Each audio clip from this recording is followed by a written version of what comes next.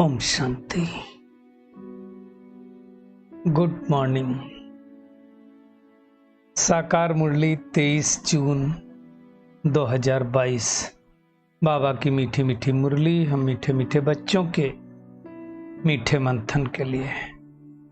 मंथन शुरू करने से पहले सतगुरु बाप दादा की शांति भरी किरणों के नीचे बैठ जाते हैं और अनुभव करते हैं, मैं शांत स्वरूप आत्मा हूं, शांति के सागर शिव बाबा की संतान हूं।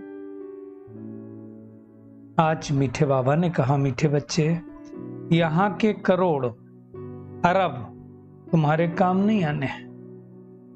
बाबा कहते हैं सब मिट्टी में मिल जाएगा, इसलिए तुम अब सचखंड के लिए सच्ची कमाई करो। देखिए, जो झूठी कमाई है अर्थात विनाशी धन है, वो तो जाने वाला नहीं है। यहां की मुद्रा जब पड़ोस के देश में काम नहीं करती है तो फिर सतयुग में कहां से काम करेगी? क्या सतयुग में काम करेगा? हमारे श्रेष्ठ संस्कार, हमारा श्रेष्ठ कार्मिक अकाउंट जो हम लेकर के जाएंगे, हमारा पवित्रता का बल है ना, वो सब काम आएगा। योग काम आएगा, ज्ञान काम आएगा। क्योंकि देखिए, योग से हमें हेल्थ मिलती है और ज्ञान से हमें वेल्थ मिलती है, तो ये दोनों चीजें काम आएंगी। इसलिए बाबा ने कहा, आप सच्ची कमाई करो। आज का प्रश्न है, किस एक बात के कारण तुम ब्राह्मण देवताओं से भी ऊंचे माने जाते हो? बाबा कहते कि तुम ब्राह्मण अभी सर्व की रूहानी सेवा करते हो। रूहानी सेवा मतलब आत्मा की सेवा। हम सभी आत्माओं का मिलन परमात्मा से कराते हैं, ये बड़ी सेवा हुई। ये पब्लिक सेवा देवता नहीं करते, देवताओं को जरूरत भी नहीं है और करते भी नहीं है। वहां तो राजा रानी प्रजा जो भी हैं, तो यहाँ की पुरुषार्थ का प्रारब्ध भोगते हैं ना वहां पर, वहां उनको ये सेवा नहीं करनी पड़ती। इसलिए बाबा कहते हैं तुम ब्राह्मण देवताओं से भी ऊंचे हो। इतने नशे की बात बाबा ने की। बाबा कहते हैं यहां सभा किसकी लगती है? आत्मा की, यानी जीव आत्माओं की और परमात्मा की। नीचे जब परमात्मा सृष्टि पर आते हैं, जिनको शरीर है उनको जीव आत्मा कहा जाता है, मनुष्य हो गए। और जो निराकार है, एक है, उन्हें परमात्मा कहते हैं। इसीलिए कहा जाता है आत्मा परमात्मा अलग रहे बहुकाल, सुंदर मेला लग गया जब सदगुरु को मिला दलाल। इसको ही मंगल मिलन कहा जाता है। परमात्मा इस सृष्टि पर आते हैं और आकर के क्या करते हैं? प्रकृति का आधार लेते हैं, प्रकृति के 5 तत्वों के शरीर में प्रवेश करते हैं, जिनका नाम ब्रह्मा रखते हैं। गर्भ में नहीं जाता कोई परमात्मा। और देखो, यहां पर परमात्मा ने ब्रह्मा के तन में प्रवेश किया और ज्ञान सुनाया। यहां कोई गुरु चेले शिष्य की बात नहीं है। यहां तो भगवान बच्चों को डायरेक्ट ज्ञान देता है। यहां कोई गद्दी की बात नहीं चलती। यहां निश्चय की बात चलती है कि कौन हमें पढ़ा रहा है। बगैर निश्चय तो कोई आएगा भी नहीं ना। बाबा कहते तुम बच्चे जानते हो कि हम बेहद के बाप से हुबहू 5000 वर्ष पहले मौखिक राजयोग सीख रहे हैं। तो हम उनके बच्चे हैं ना। घड़ी घड़ी बाबा समझाते हैं कि बच्चे आत्माभिमानी बने हो। जब आत्माभिमानी बनेंगे तो आत्मा हो गई अविनाशी और शरीर हो गया विनाशी, इसको कपड़ा कहा जाता है। तो फिर डर खत्म हो जाएगा। पतित तो आत्मा ही बनती है ना, और आत्मा ही पावन बनती है।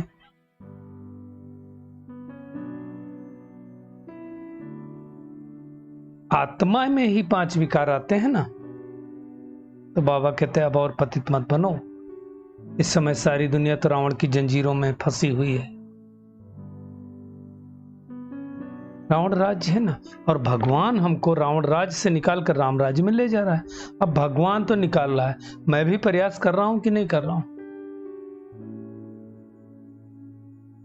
वहां जाकर तो हमको नया पार्ट बजाना है ना।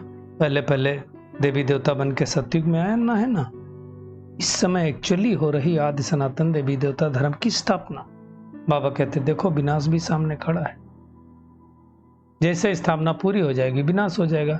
बाबा कहते दुनिया वाले तो बड़े अंधेरे में है। रावण का पाप है ना, तो जिनके पास करोड़पति पद्मपति हैं तो सोचते हैं कि हम बहुत बड़े हैं। बाबा कहते हैं झूठी कमाई है, सारी मिट्टी में मिल जाएगी, कुछ हासिल नहीं होगा।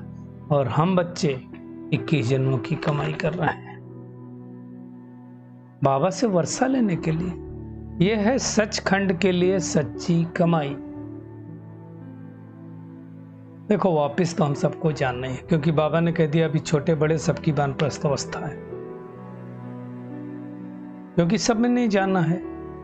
बाबा ही आकर के साधुओं का पतितों का सबका उद्धार करता है। बाबा कहते छोटे बच्चे को भी सिखाओ इस शिव बाबा को कैसे याद करना है। एक बाप अर्थात एक शिव बाबा, दूसरा न कोई। ये समझाने की बात है ना, सबको समझाना है। बाबा कहते हर साल सारी दुनिया रावण को जलाती रहती है, परंतु रावण खत्म ही नहीं होता है। क्यों नहीं खत्म होता है? क्योंकि 5 विकारों रूपी रावण आत्मा के अंदर धर गया है। 63 जन्मों का दुश्मन है।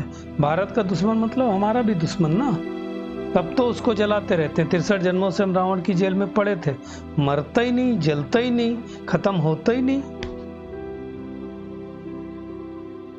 अब जब परमात्मा राम आए तो खत्म होगा।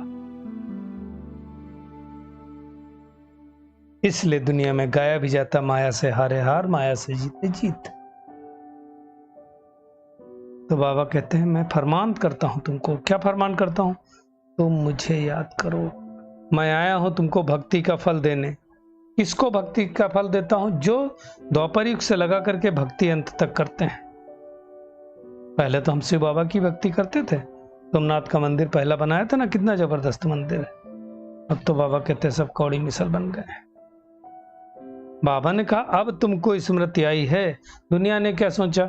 लिखा है स्मृति लब्धा नष्टो मोहा, तो उन्होंने सोचा है संस्कृत का अक्षर है। बाबा कोई संस्कृत में नहीं पढ़ाता है। बाबा कहते हैं मैं तो हिंदी में ही पढ़ाता हूँ। संस्कृत कहाँ से हम सब समझ सकते हैं बच्चे?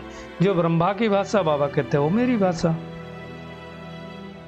बस तुम बाप दादा के सामने बैठे हो, मम्मा बाबा भाई बहन, और कोई संबंध नहीं। शरीर के नाते भाई बहन, आत्मा के नाते ओनली भाई भाई। इसलिए कहा जाता है हिंदू मुस्लिम सिख ईसाई आपस में भाई भाई। कौन से नाते से भाई? आत्मिक नाते से। ये सब बाबा के अलावा और कोई बातें समझा नहीं सकता, किसी को पता ही नहीं है। तो अब हमें बेहद के बाप से 21 जन्मों के लिए वर्षा लेना है, पुरुषार्थ करना है, अर्थात संपूर्ण निर्विकारी बनना है। जैसे सतयुग में लक्ष्मी नारायण संपूर्ण निर्विकारी थे ना, ऐसे बनना है। सतयुग में तो सब कुछ कायदे प्रमाण चलता है, प्रकृति भी आर्डर प्रमाण रहती, कोई उपद्रव नहीं होता है। यहाँ तो जाने क्या क्या होते हैं, कितनी चीजें बनाते हैं सुख के लिए, परंतु सुख तो नहीं होता है। एरोप्लेन में जा रहे हैं, टक्कर हुआ तो गिरा तो फिर दुख है ना। बाबा कहते हैं कि अभी तो विनाश की कितनी चीजें बना रहे हैं। हम कोई किसी से लड़ाई करने वाले नहीं, क्योंकि हम तो गुप्त वॉरियर हैं। बाबा कहते हैं तुमको मनसा वाचा कर्मणा इसको भी दुख नहीं देना है, सबको सुख दो। परमात्मा किसी को दुख नहीं देता तो हम कैसे उनके बच्चे किसी को दुख दे सकते हैं?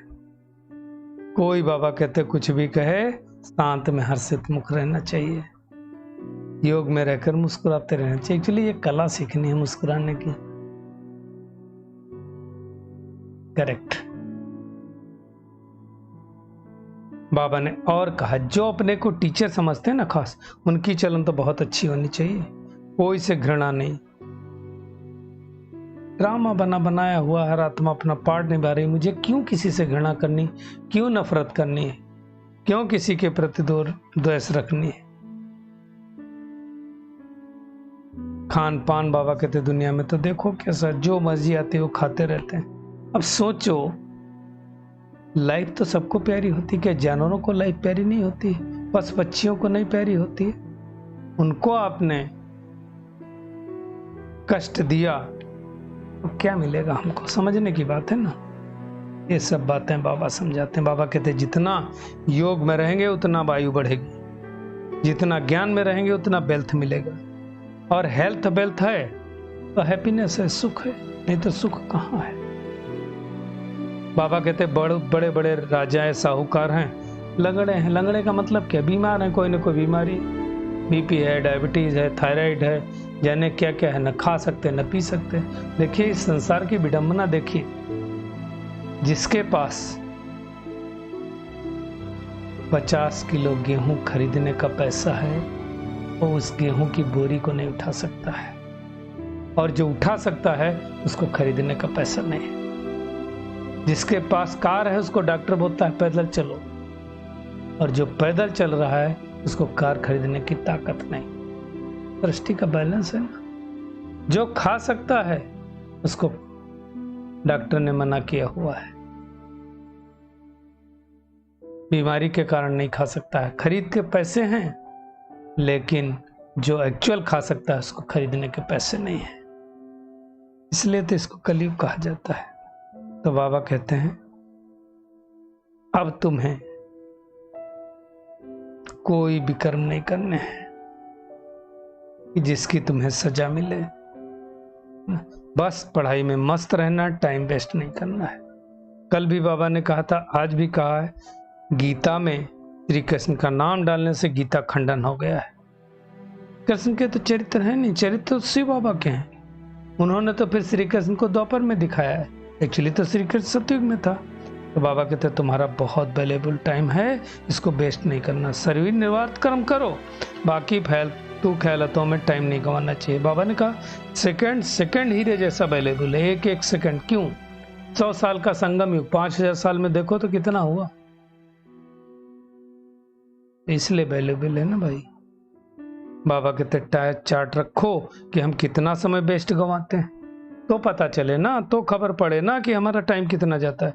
बस मन ही मन बाबा को याद करना है ना। आधा कल्प तो हम जीवन बंध में थे, अब जीवन मुक्ति में आए हैं, आने वाले हैं ना जीवन मुक्ति में। जीवन मुक्त बन रहे हैं एक्चुअली, है ना। तो अंदर में खुशी के बाबा कहते बाजे बजने चाहिए कि हम उस परमात्मा जिसको ढूंढ रहे थे उसके सम्मुख बैठे हैं। इस समय की जो हमारी महिमा वो सतयुग में बहुत बड़ी है, प्रारब्ध बहुत बड़ी है। जगतम्बा देवियां ये सब संगम में थी, सतयुग में जगतम्बा नहीं होती है, सतयुग में लक्ष्मी होती है।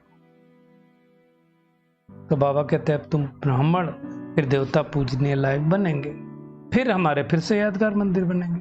तो बाबा कहते ये कब बनते हैं? जब तुम चैतन्य में देवियां बनती हो तब वो जड़ बनते हैं, ऐसे नहीं बनते हैं। तो अभी हमें वैसा श्रेष्ठ पुरुषार्थ करना है। तो आज सारा दिन क्या करेंगे? बाप समान सुख का सागर बनना है। मनसा वाचा कर्मणा किसी को भी दुख नहीं देना है। सदा शांत चित्त और हर्षित मुख रहना है। फालतू ख्यालों अपना टाइम नहीं वेस्ट करना, क्योंकि मेरा टाइम बहुत कीमती है। अंदर ही अंदर परमात्मा की, बाबा की महिमा करनी है। आज का बाबा का श्रेष्ठ वरदान है, श्रेष्ठ मत द्वारा हर कर्मयोगी बनकर करने वाले कर्मबंधन मुक्त भव।